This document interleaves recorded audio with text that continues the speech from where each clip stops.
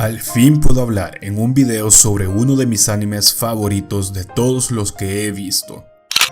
Si llegaste a este video, doy por hecho de que sabes o has escuchado sobre este anime llamado Monogatari. Desde que esta gran obra maestra vio la luz, existe un gran debate entre sus fans. ¿En qué orden es mejor ver la saga de Monogatari? Por si no lo sabías, hay dos maneras de ver toda esta extensa saga, las cuales son orden de emisión y orden cronológico. ¿Cuál es la mejor manera de verla?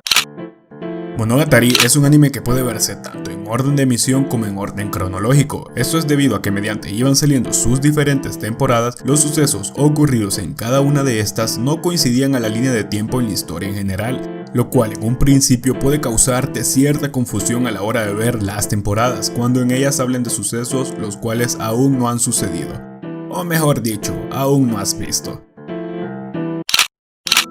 Monogatari de por sí es un anime que se puede decir que no es para todo público. Tiene una historia un tanto enrevesada y una forma de contarlo bastante peculiar a lo que todos estamos acostumbrados. Es por esto mismo que gran parte de sus fans, una vez finalizó esta saga, buscó una manera de hacer menos complicada la historia, la cual es ver las temporadas en su orden cronológico, y así evitar la confusión que causaba lo que mencioné en un principio. A simple vista parece que el orden cronológico sería el mejor para ver, ya que hace una historia más digerible y fácil de entender. Pero, ¿en serio Monogatari puede disfrutarse más de esta manera? Yo soy uno de los fieles defensores del orden de emisión, pero ¿qué me hace recomendar con tanta seguridad este orden?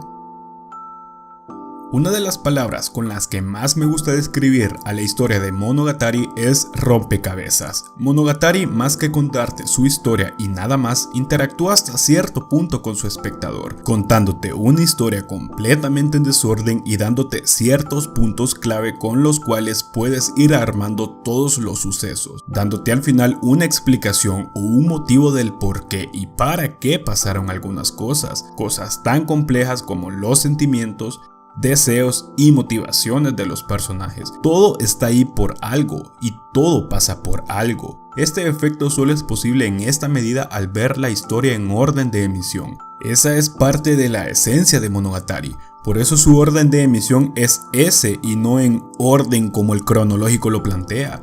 Al verlo en orden cronológico pierdes gran parte de la experiencia que Monogatari como historia te ofrece. A lo largo de la historia a veces se nos cuenta el mismo suceso 2 o 3 veces en distintas temporadas, pero cuando lo vemos algunos detalles son cambiados, detalles como el pelo de los personajes, la ropa que llevaban, el lugar en donde estaban, si era de día o de noche, detalles mínimos, pero que tras estos detalles hay un mensaje el cual te dice que una historia puede ser contada de diferentes formas y puntos de vista, pero que lo que realmente importa es el contexto y trasfondo de esta misma. Como ya mencioné, verla en orden cronológico hace que la historia sea un poco más fácil de comprender, pero Monogatari no se disfruta más entendiéndola más fácil. En cierta manera esto le quita gran parte del por qué Monogatari es considerada una obra maestra por muchos. Le quita la esencia y el impacto que te ofrece gracias al misterio que te plantea a lo largo de toda su historia. Hay muchísimas razones que podría decirte del por qué tienes que ver Monogatari en orden de emisión y no en orden cronológico. Pero para dejar más claro mi punto, he decidido encerrar en dos aspectos los cuales son los más claves del por qué esta gran obra maestra alcanza su punto máximo al verla en orden de emisión.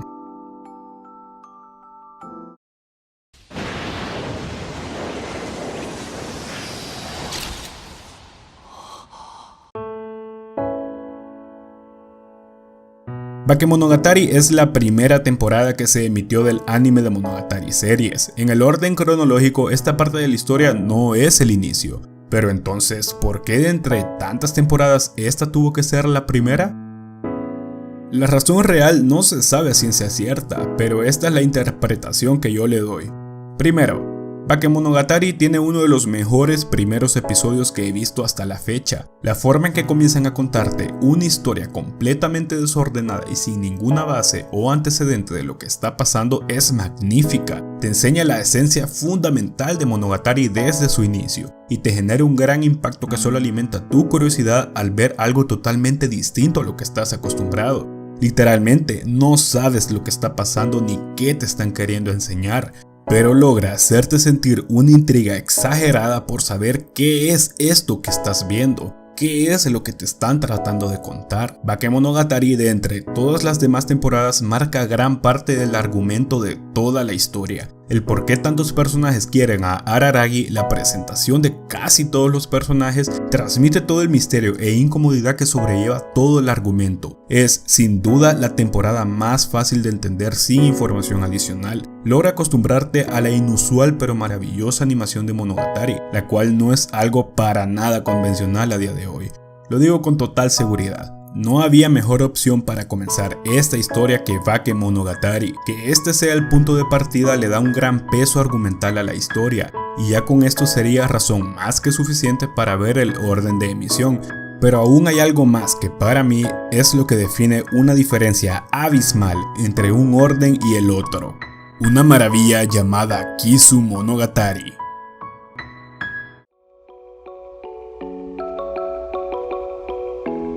Ok, cualquier cosa que diga sobre Kizumonogatari se queda corta para lo que esta joya audiovisual otorgó. Es simplemente fantástica. Hablar solo de sus aspectos técnicos bastaría para resaltar la maravilla llamada Kizumonogatari, pero ahora vamos a enfocarnos en su peso argumental tan bestia que este generó, teniendo todo el argumento de Monogatari sobre sus espaldas. Me explico. Kizumonogatari, como puedes ver en su orden cronológico, es el inicio de toda la historia, repito, cronológicamente hablando, pero en el orden de emisión Kizumonogatari es la antepenúltima obra que salió de Monogatari, casi al final de todo.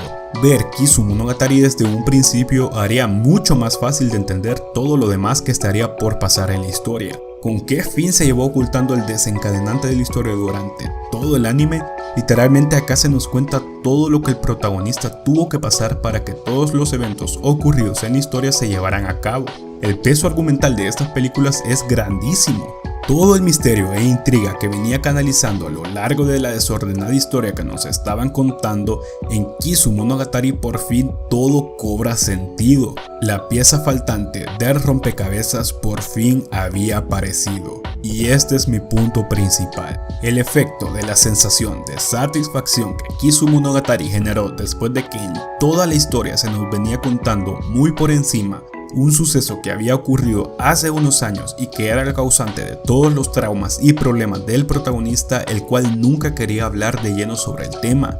Para mí, este sentimiento de satisfacción de por fin armar un rompecabezas que tenía su pieza principal ausente es sin duda fundamental para poder vivir esta experiencia completa. Kizumonogatari es además capaz de conectar escenas que ya habías visto antes en otras temporadas y causar ese efecto de "oh, ahora entiendo cómo pasó esto". Todo lo que habíamos visto cobra vida en Kizumonogatari. Pasa de ser un simple inicio de una historia a ser la cima argumental de toda la historia, con todo un trasfondo sobre sí y una explicación intrínseca del por qué esta historia no había sido contada hasta hoy. 傷者たちの物語が始まる。赤く濡れて黒く乾いた血の物語。決して言えない僕たちの大事な傷の物語。僕はそれを誰にも語ることはない。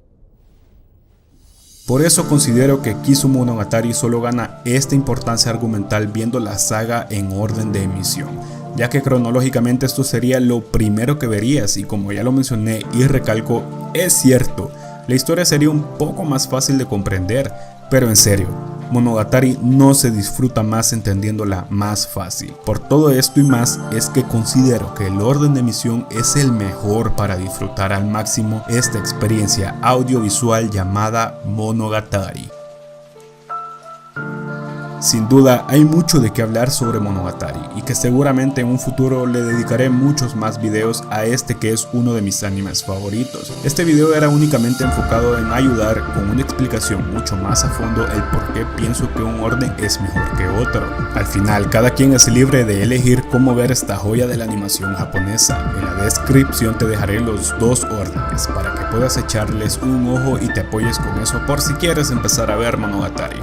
Está de más decirlo, pero es un anime altamente recomendado. Eso ha sido todo. Dale like si el video te gustó. Sígueme en mis redes sociales para que interactuemos un poco más. Te las dejo acá abajo en la descripción. Comenta acá abajo tus impresiones sobre Monogatari. Suscríbete y comparte el video. Y no olvides pasarte por mi canal. Seguro ves algo que te llame la atención. Nos vemos en el siguiente video. Adiós.